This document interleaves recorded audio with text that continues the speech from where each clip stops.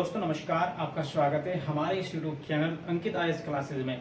और आज जो आपकी क्लासेस होगी वो फिजिक्स की क्लास होगी और हमारी जो सीरीज चल रही है वो केमिस्ट्री की भी चल रही है। अब हम जो आपके लिए चलाने जा रहे हैं केमिस्ट्री के साथ साथ फिजिक्स को भी आपके लिए चलाने जा रहेगा। अब उसमें से आपको जो भी आपका टॉपिक है केमिस्ट्री के हैं तो केमिस्ट्री को भी हम एक चैप्टर वाइज उसको कंप्लीट कराते चलेंगे साथ के साथ, और फिजिक्स को भी हम उसी के साथ लेकर के चलेंगे। एक क्लास आपकी केमिस्ट्री की मिलेगी और एक क्लास आपको फिजिक्स की दी जाएगी। तो इसके साथ साथ आपकी दोनों जो है आपकी फिजिक्स और केमिस्ट्री चलती रहेंगी लगातार। तो अब डेली आपकी जो क्लासेस होंगी वो डेली होंगी, क्योंकि अभी तक जो है हमें थोड़ा के लिए समय नहीं मिल पाया था और उसी समय ना मिलने की वजह से आपकी क्लासेस में डिले हुआ है।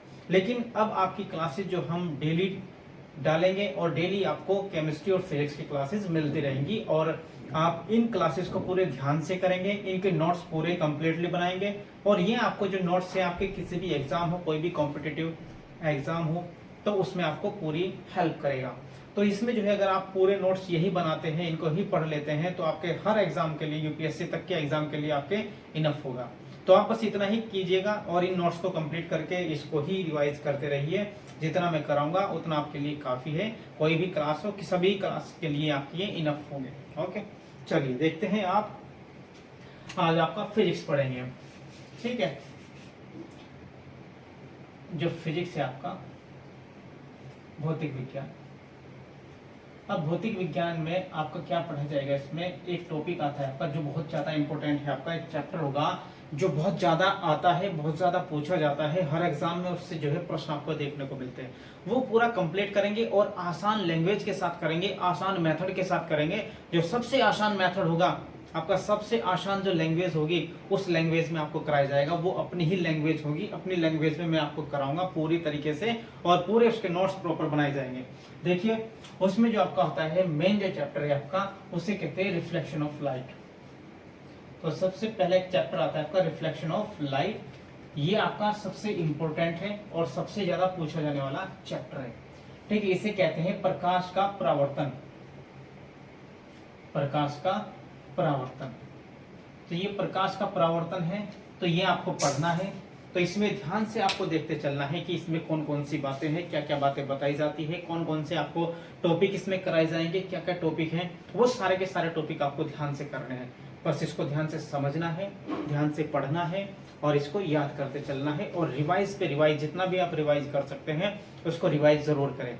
एक बार नोट्स बनाएं और उस नोट्स को ही बार बार रिवाइज करते चलें और वही आपके लिए इनफ होगा। फिर उसके बाद मुझे बताएं कि आपके क्या हुआ, लर्न हुआ नहीं हुआ। सारे आपको कंप्लीटली आपका कंप्लीट हो जाएगा और माइंड में ऐसे रट जाएगा कि आपको दोबारा उसको पढ़ने की जरूरत नहीं पड़ेगी। बस एक बार देखते चलिएगा, जो मैं कराऊंगा उसको ध्यान से पढ़ते हैं, ठीक है।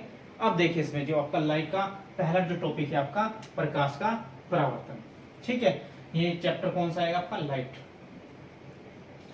ठीक है। प्रकाश, तो प्रकाश चैप्टर होगा आपका। तो प्रकाश में आप पढ़ते हैं सबसे पहला टॉपिक होगा आपका रिफ्लेक्शन ऑफ लाइट या प्रकाश का परावर्तन क्या होता है, ठीक है। सीधी सी बात समझने की यह है कि आपका जो प्रकाश का परावर्तन है वो ये होता है कि यदि भी हम किसी भी लाइट के द्वारा, अगर कोई लाइट किसी वस्तु पर पड़ती है और वस्तु पर पड़ने वाली जो लाइट है वो हमारी आंखों में जाती है, वस्तु पर पड़ने के बाद हमारी आंखों में जो लाइट जाती है वही प्रकाश का परावर्तन कहलाती है। और यानी कि हम अगर किसी भी वस्तु को, कोई भी चीज अगर देख पा रहे हैं तो वो प्रकाश के परावर्तन की घटना के कारण ही देख पाते हैं। तो यानी कि अगर हम किसी भी वस्तु को, कोई भी वस्तु अगर हमें दिखाई दे रही है तो वो किस घटना के कारण दिखाई देगी, वो आपकी प्रकाश के परावर्तन के कारण ही दिखाई देती है। अगर प्रकाश का परावर्तन नहीं होता तो आपको कोई भी वस्तु दिखाई नहीं दे सकती है। आपको एक कलर दिखाई देते हैं, अलग अलग कलर देखते हैं, क्योंकि आपका जो नेचुरल लाइट होती है उसमें से जो कलर आते हैं आपके व्हाइट कलर आता है और व्हाइट कलर में आपके 7 कलर्स होते हैं जिसे विबग्योर के नाम से जाना जाता है। अब उन 7 कलर में से आपको क्या होते हैं, रेड, ग्रीन, ब्लू, ये सब सारे कलर होंगे आपके। अब इनमें से आपको कोई रेड दिखाई देता है, कोई ब्लैक दिखाई देता है, कोई आपको येलो, कोई ब्लू, ग्रीन, हर तरह के कलर आपको दिखाई देते हैं।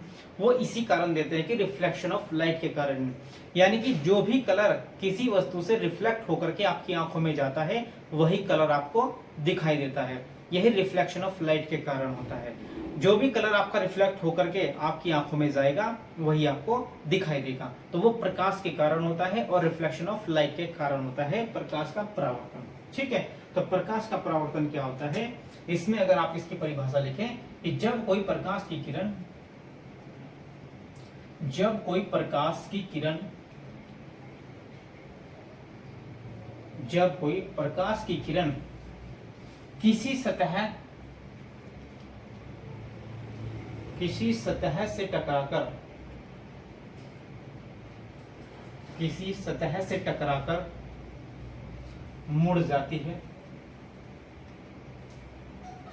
किसी सतह से टकराकर मुड़ जाती है, तो इसी घटना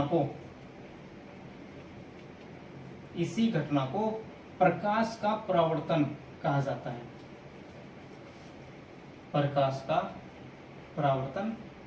है। रिफ्लेक्शन ऑफ लाइट उसे ही कहा जाता है। ठीक है, जब कोई प्रकाश की किरण किसी सतह से टकराकर मुड़ जाती है तो वह इसी घटना को हम प्रकाश का परावर्तन कह देते हैं। ठीक है, ये समझना है। अब इसमें क्या देखते हैं आप, कैसे मुड़ेंगे, किस प्रकार से होगा। अब देखते, ध्यान से समझते चलते हैं। आपका ये है आपका एक सतह, इस सतह मानते हैं कि ये सतह है आपकी। ठीक है, ये कोई सतह है, सरफेस, ये आपकी सरफेसेस। ठीक है, अब इस सरफेसेस पे क्या होता है आपका कि ये आपका कोई सोर्स है, सन, सूर्य, लाइट, कोई भी लाइट है, जैसे लाइट सोर्स कह देंगे आपका, तो ये आपका लाइट सोर्स होता है। ठीक है, यानी कि प्रकाश का जो स्रोत होता है, प्रकाश की किरणें जहां से निकलती हैं वो आपका सोर्स मान लिया। इसको सूर्य भी मान सकते हैं आप, कोई बल्ब भी मान सकते हैं, कुछ भी मान सकते हैं, टॉर्च मान सकते हैं। तो इससे प्रकाश की किरणें ऐसे निकलेंगी और ऐसे निकल करके ऐसे जाती है। तो ये प्रकाश की किरणें हैं। तो जो प्रकाश की किरणें होती है इन्हें कहते हैं आपकी आपतित किरण कह देंगे इनको, आपतित किरण। आपतित किरण का मतलब होता है इंसिडेंट रे भी इनको कहा जाता है, इंसिडेंट रेज। ठीक है, इंसिडेंट रे कहेंगे, आपतित किरण भी कहेंगे इनको। अब ये क्या करते हैं, जब यहां से निकल करके चलती हैं तो ये किसी सतह से टकराएंगे और जहां पर भी सतह से टकराती हैं वहां पर एक सीधी लाइन खींच देते हैं और इसी सीधी लाइन को आपका अभिलंब या नॉर्मल कहा जाता है। जहां पर भी जाकर के टकराती है वहीं पर ही आपका अभिलंब या नॉर्मल बन जाता है। ये अभिलंब या नॉर्मल बन जाएगा आपका। तो अभिलंब नॉर्मल वहीं पे बना दिया। अब यहां से टकराई और टकराने के बाद जब ये कहां से गुजरती है आपकी, ऐसे मुड़ जाती है, इसे कहते हैं परावर्तित हो जाना।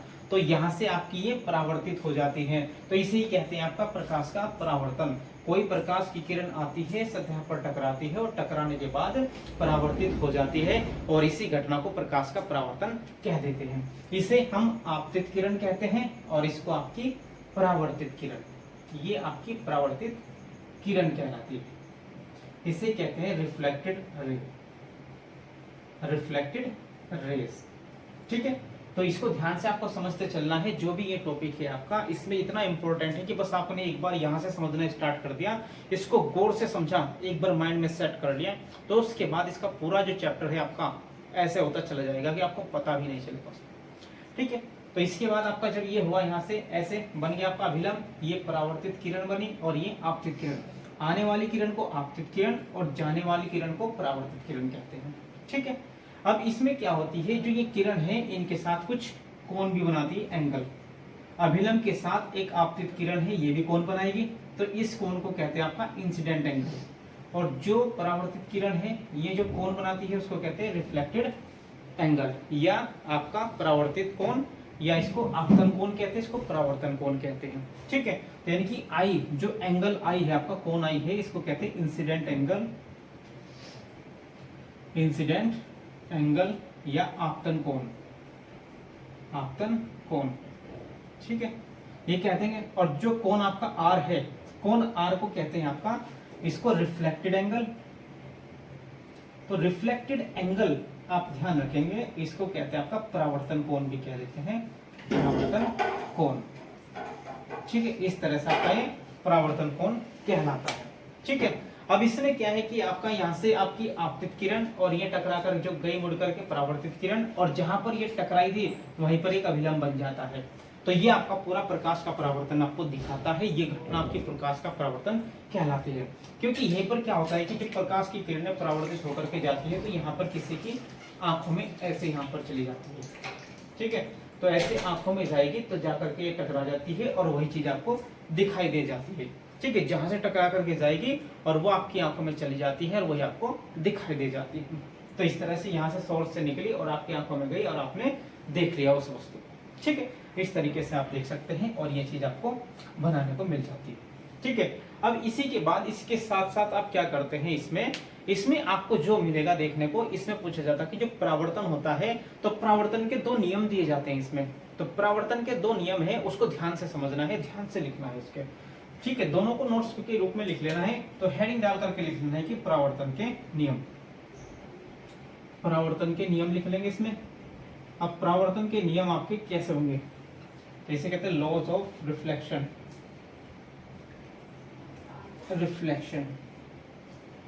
तो लॉज ऑफ रिफ्लेक्शन ये आपका कहा जाता है। दो इसके नियम होते हैं आपके, पहला नियम और सेकंड नियम। ठीक है, तो पहला नियम आपका क्या कहता है, आपसे ये पूछ लेता है। तो पहला नियम कहता है रिफ्लेक्शन का कि जो आपका कोण एंगल आई होता है, यानी कि एंगल आई बराबर होता है आपका एंगल आर के। तो परावर्तन के नियम के अनुसार आपतन कोण बराबर परावर्तन कोण हो जाता है। तो आपतन कोण बराबर परावर्तन कोण बराबर परावर्तन कोण के। ठीक है, आपतन कोण बराबर परावर्तन कोण, तो इसके बराबर हो जाएगा। तो ये आपका पहला नियम कहता है। तो आपसे ये पूछ लेता है कि इसका पहला नियम क्या होता है, और या इसके कोई भी जो नियम है कौन कौन सा इसका नियम लागू होता है, या कौन कौन से इसके नियम है, कौन सा नियम नहीं है। 3 नियम आपको ऑप्शंस में दे देगा, 3 या 4, और उसमें से आपको पूछेगा इसमें कौन सा नहीं है या कौन कौन से हैं। ठीक है, इस तरह से आपको नियम पूछ लेगा। तो इसके 2 नियम होते हैं आपका, एक हो गया कोण आई और बराबर कोण आर, यानी कि इंसिडेंट एंगल बराबर रिफ्लेक्टेड एंगल। जो सेकंड लॉ होता है, सेकंड नियम होता है, ये क्या होता है आपसे पूछ ले। तो सेकंड नियम में आप ध्यान से इसमें समझेंगे कि जो सेकंड नियम है इसमें बताया जाता है कि आपका जो आपतित किरण है, परावर्तित किरण है और अभिलंब, ये तीनों के तीनों एक ही माध्यम में होते हैं या एक और होते हैं। तो इसमें लिख सकते हैं आप आपतित किरण, आपतित किरण, परावर्तित किरण, परावर्तित किरण और अभिलंब, और अभिलंब तीनों क्या होते हैं, एक ही माध्यम में होते हैं। तीनों एक ही माध्यम में होते हैं, एक ही माध्यम में होते हैं। तो आप ये ध्यान से समझ सकते हैं इसको, तीनों कहां पर होंगे, एक ही माध्यम में होंगे। ठीक है, इसको ध्यान से समझेंगे।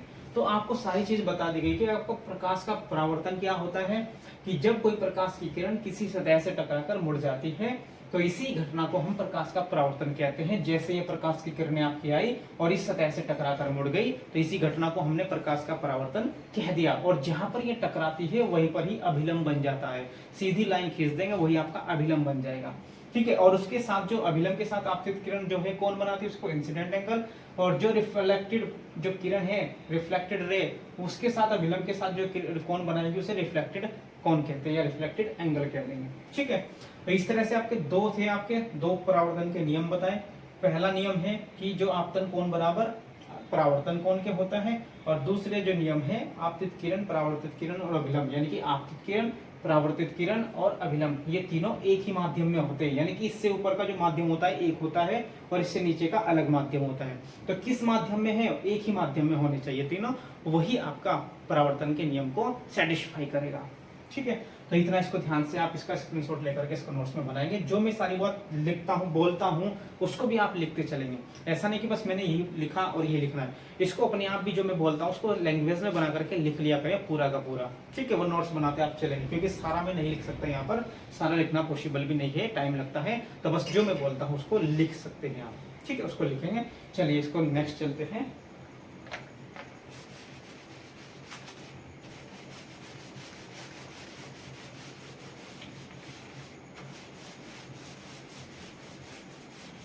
ध्यान से इसको पढ़ना है आप सभी को, ध्यान से देखते हैं। चलिए नोट्स इसके प्रॉपर बनाएंगे। जो मैं नोट्स आपको बनवाऊंगा इतने ही आपके लिए इनफ होंगे, बस इसको बनाते चलना है। ये सारे के सारे नोट्स आपको यूपीएससी के पर्पज से मिलते रहेंगे। ठीक है, तो ध्यान से देखेंगे। अब इसके बाद क्या करते हैं हम, जो आते हैं इसके परावर्तन के प्रकार पूछ लेता है आपके कि परावर्तन के कितने प्रकार हैं। ठीक है, तो types of reflection, types of reflection कह सकते हैं इसको, टाइप्स ऑफ रिफ्लेक्शन या प्रकाश का परावर्तन के प्रकार, ठीक है, परावर्तन के प्रकार, ठीक है। परावर्तन के प्रकार कौन कौन से होते हैं आपसे ये पूछता है। तो परावर्तन के अगर आपसे पूछा जाए कि दो प्रकार होते हैं बस, ठीक है, प्रकाश के क्या होते हैं, परावर्तन के दो प्रकार, ठीक है। तो पहला जो प्रकार होता है उसे कहते हैं आपका नियमित परावर्तन, नियमित परावर्तन, और जिसको कहते हैं आपका रेगुलर रिफ्लेक्शन कह देते हैं इसको, रेगुलर रिफ्लेक्शन, ठीक है। दूसरा जो होता है आपका अनियमित परावर्तन होता है। तो अनियमित जो परावर्तन है ये क्या सा होता है आपका, कैसे इसको समझते हैं, इसको इर्रेगुलर, इर्रेगुलर रिफ्लेक्शन भी कह देते हैं इसको। तो ये इर्रेगुलर रिफ्लेक्शन होगा आपका, वो किस तरीके से काम करता है वो आपको समझना है।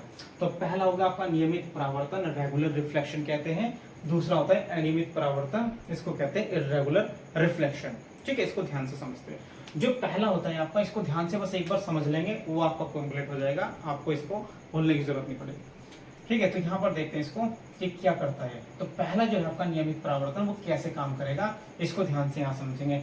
माना कि ये है आपकी एक सतह है, कोई भी सरफेसेस है, ये सतह हुई आपकी, इसे कहते हैं प्लेन सरफेसेस, यानी प्लेन सरफेसेस होगी आपकी, उस पर होता है आपका, ठीक है।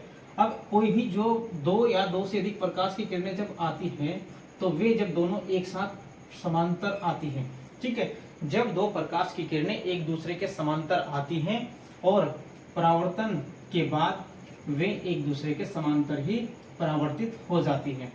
तो जब समांतर ही आई और समांतर ही चली गई तो इस प्रकार का परावर्तन नियमित परावर्तन कहलाता है, ठीक है। तो ये भी दोनों क्या है आपकी समांतर, और ये भी क्या है, दोनों जब जाएंगे तब भी समांतर रूप से जाती है, ठीक है। तो इस प्रकार का परावर्तन आपका नियमित परावर्तन कहलाता है, ठीक है। तो आप परिभाषा बना करके इसकी लिख लेंगे कि जब दो या दो से अधिक प्रकाश की किरणें समांतर रूप से आपतित होती हैं या समांतर रूप से आते हुए सरफेस पर टकराती हैं। तो समांतर रूप से आते हुए सरफेस पर टकराती हैं और परावर्तन के बाद दोनों समांतर ही हो जाती हैं। तो इस प्रकार का परावर्तन समांतर यानी कि नियमित परावर्तन कहलाता है, ठीक है। और ये वाला जो परावर्तन होता है नियमित परावर्तन, ये चिकनी सतह पर या प्लेन सरफेसेस पर होता है, ठीक है। इतनी बात याद रखेंगे। इसके बाद जो आपका दूसरा आएगा अनियमित परावर्तन, ठीक है।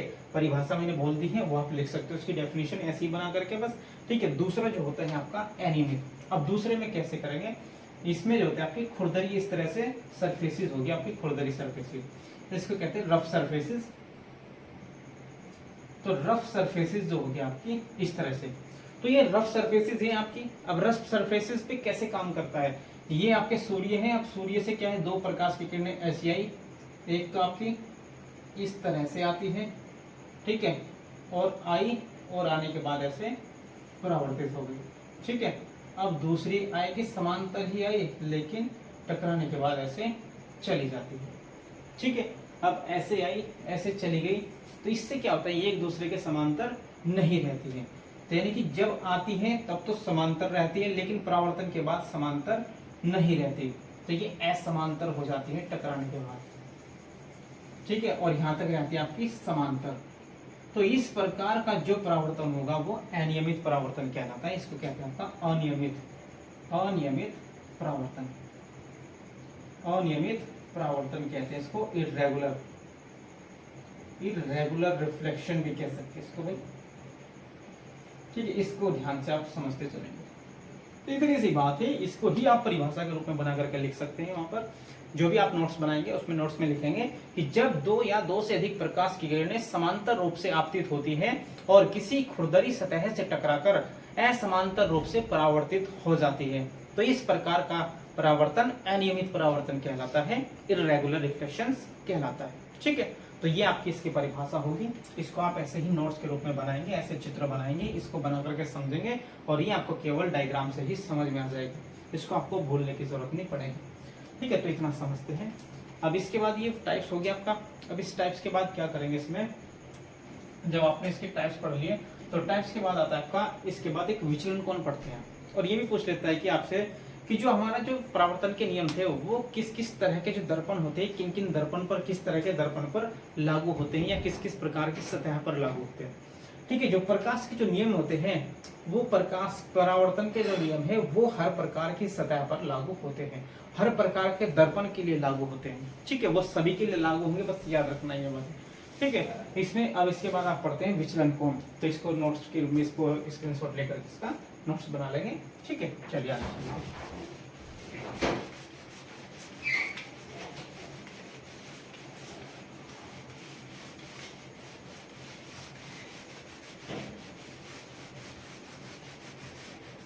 देखो इसमें आप समझेंगे अब कि आपका इसमें अब आपका आता है विचलन कोण। ठीक है, बहुत इंपॉर्टेंट है। क्या होता है विचलन कोण? डेविएशन एंगल कह सकते हैं इसको, डेविएशन एंगल। ठीक है, ये विचलन कोण है, डेविएशन एंगल। तो आपका डेविएशन एंगल क्या होता है आपको ये समझना है। देखो एक बार बस थोड़ा सा सुनेंगे कि जब वो आपकी प्रकाश की किरणें, जब प्रकाश की किरणें किसी सतह से टकराते हैं और टकराने के बाद वो मुड़ जाती है, लेकिन वो टकराने से पहले क्या है, जिस डायरेक्शन में जा रही थी सीधी, और जितनी वो मुड़ी तो वही जो कोण बना उसका मुड़ने के बाद वही आपका विचलन कोण कहलाता है। ठीक है, बस अब इसको डायग्राम से समझ लेंगे यहाँ पर कि इस तरह से आपका होता है। देखिए यहाँ पे आप इसको समझेंगे कि जैसे आपका ये सतह थी, अब इस सतह से क्या करना था आपका, ऐसे किसी सोर्स से, सूर्य से प्रकाश की किरणें ऐसे आती हैं और ऐसे आने के बाद जहां पर भी होगी वहीं पर क्या बना देती है आप, ये अभिलंब बना देगी, और अभिलंब जो है आपका ऐसे बन जाता है, और ये अभिलंब इस तरह से बन गया। तो ये आपका अभिलंब हुआ, और ये थी आपकी आपतित किरण, ये आपतित किरण। ठीक है, ये एंगल आपका इंसिडेंट एंगल हुआ। ठीक है, और ये टकराकर रिफ्लेक्टेड हो जाती है इस तरीके से। तो ऐसे ही रिफ्लेक्टेड हो गई, ये हो गया आपकी परावर्तित किरण। तो परावर्तित जो किरण है आपकी इस तरह से चली गई, लेकिन अब इसके साथ इसने क्या एंगल बना लिया, आर। ये रिफ्लेक्टेड एंगल हो जाता है आपका, ये इंसिडेंट एंगल ऐसा बन गया। लेकिन अगर ये इससे ना टकराती तो ये किस डायरेक्शन में जाती, ऐसे जानी चाहिए थी।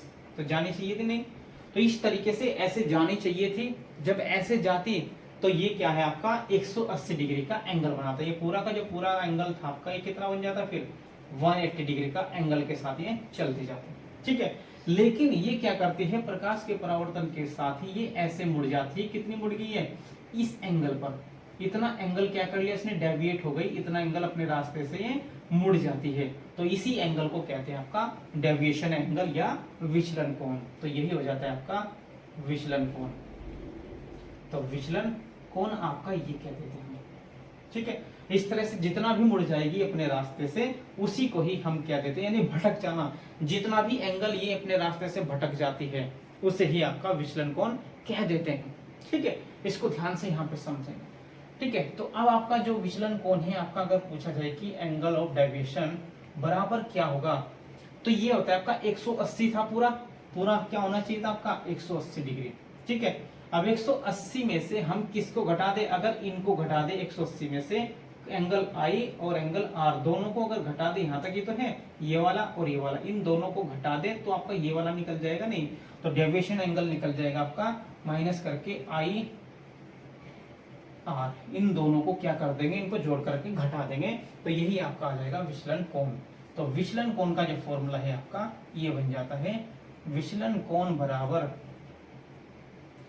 180 माइनस एंगल आई और एंगल आर, इन दोनों को घटा करके आपका विचलन कोण आ जाता है 180 में से।